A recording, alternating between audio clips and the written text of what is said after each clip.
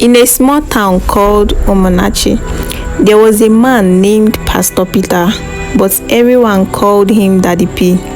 His father, Pastor Ezekiel, had been a man of God, well loved by the people. Pastor Ezekiel started a church called the Light of Zion Ministries.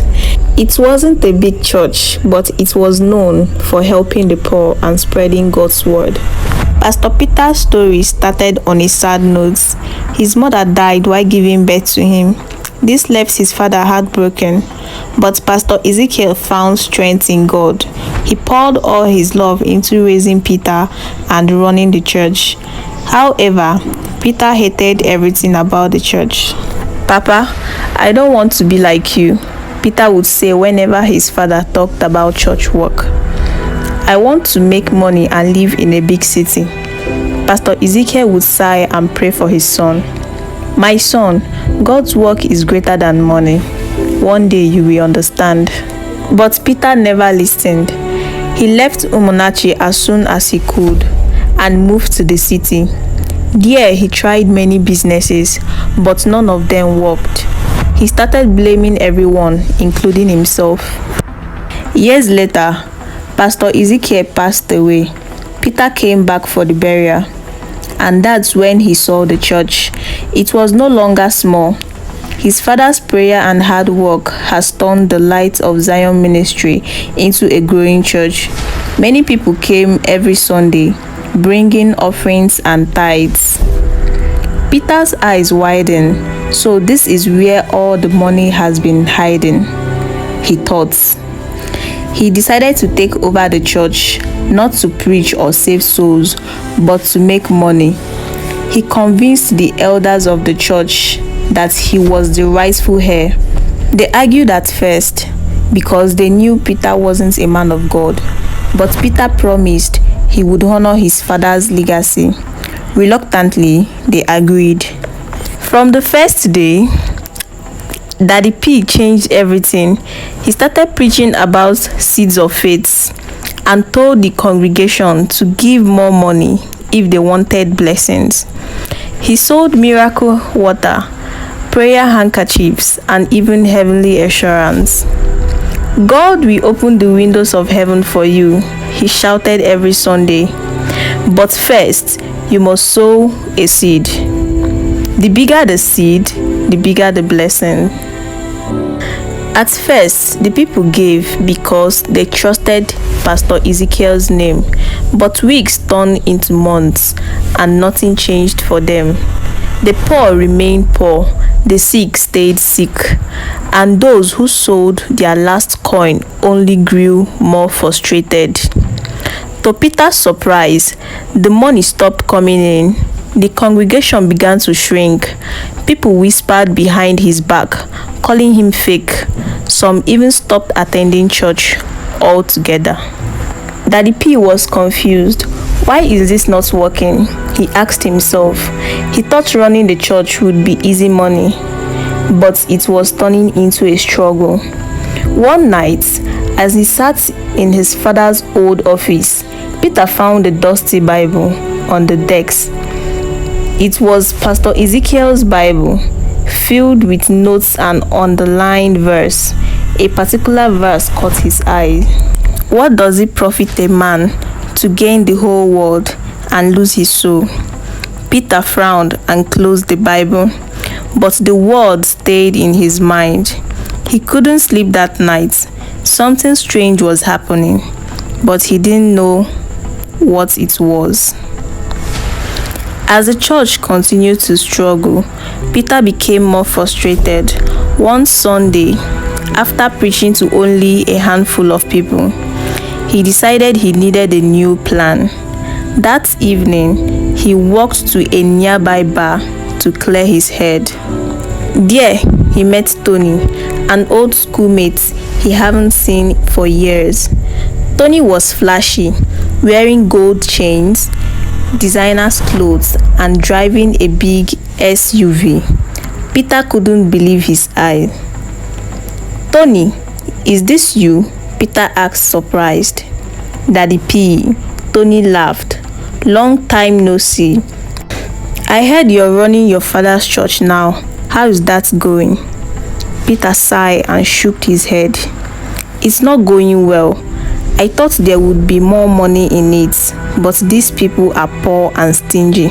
Tony laughed. Then you're not doing it right. Look, I can show you how to make real money. I've got connections. What kind of connection? Peter asked.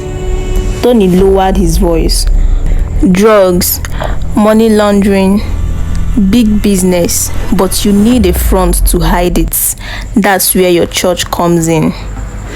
At first, Peter hesitated, but the thought of quick money tempted him. He agreed to give it a try. With Tony's help, Peter began smuggling drugs and laundering money through the church. They used church bank accounts to move legal funds, making it look like donation. Tony taught Peter how to handle everything without getting caught. Soon, the money started flowing in. Peter expanded the church, building a bigger, fancier auditorium outside the city. He bought expensive suites, flashy cars, and even a private house where he hosted wide parties. God is blessing us, he would tell the congregation during service, while he and Tony laughed behind closed doors. Peter's new lifestyle was the talk of the town. He started drinking, smoking, and throwing parties every weekend. The once simple pastor, Peter, was now a wealthy man, living his best life. Peter's lifestyle didn't stop at parties. He began flirting with young women in the church choir. With his charm and money, he easily won them over. One by one, he got several of them pregnant. To avoid scandal, he gave each of them money to abort the pregnancies. Take this and keep your mouth shut, he would say, handing them thick envelopes of cash. But one of the girls, Anita, refused.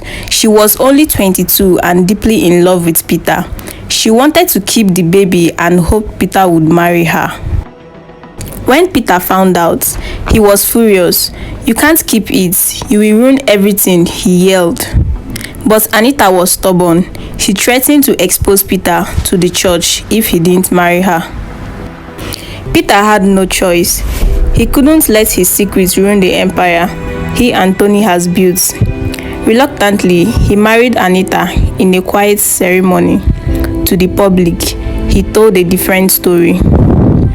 God has blessed me with a wonderful wife, he announced to the congregation, painting himself as a family man.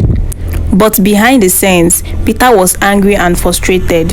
Anita's presence only added to his troubles, and Tony warned him, "You're playing a dangerous game, Daddy P.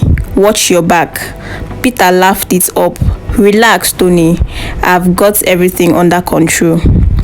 Despite the marriage, Peter didn't change. He kept partying, drinking, and seeing other women. Tony, too, enjoyed the good life. Together, they expanded their illegal operations, smuggling even more drugs and laundering millions through the church. But cracks were starting to show.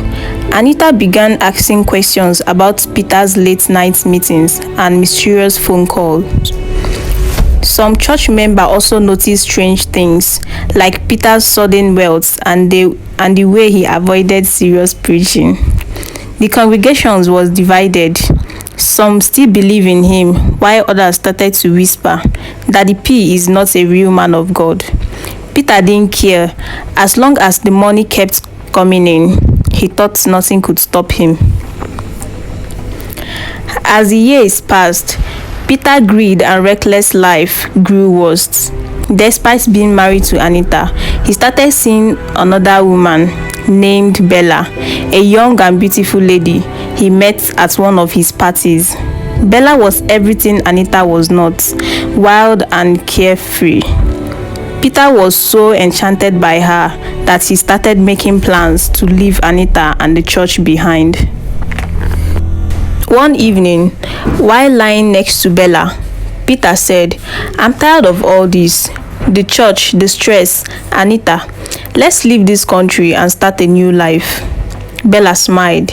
Where are we going to? America, Peter replied. I have saved enough money. We will disappear and no one will find us. Bella agreed, and they set a date. Peter secretly sold some of the church properties and laundered more money through Tony's network. He packed his bag and prepared for the big move, all without Anita's knowing. But Peter underestimated Anita. She had been suspicious of his late meetings and secretive behaviors. One day, while cleaning their bedroom, Anita found a receipt for plane tickets in Peter's drawer. The tickets were for him and Bella. Anita's heart broke, but her anger was stronger than her pain. So this is how he wants to repay me, she thought. Anita decided she wouldn't let Peter get away with it. That evening, she called the federal authorities and told them everything. She exposed Peter's drug smuggling, money laundering, and fake church activities. Catch him before he leaves the country, she said. The next morning, Peter and Bella headed to the airport, excited to start their new life. Peter was confident. He thought no one could stop him. But just as they were about to check in, federal agents surrounded them.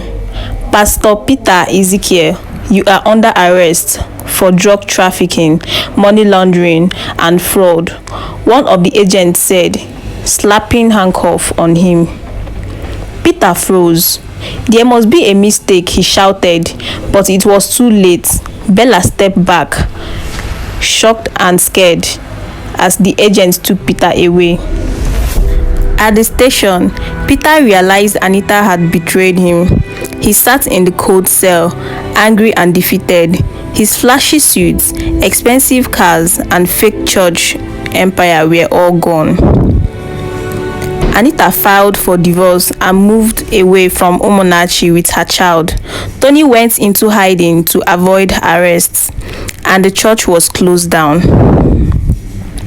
Peter spent the rest of his life in prison, thinking about how his greed and lies have ruined everything. The man who once dreamed of living a rich and carefree life now had nothing but regrets. And so, the tale of Pastor Peter, aka Daddy P, ended in disgrace, a lesson that greed and deceit only leads to destruction.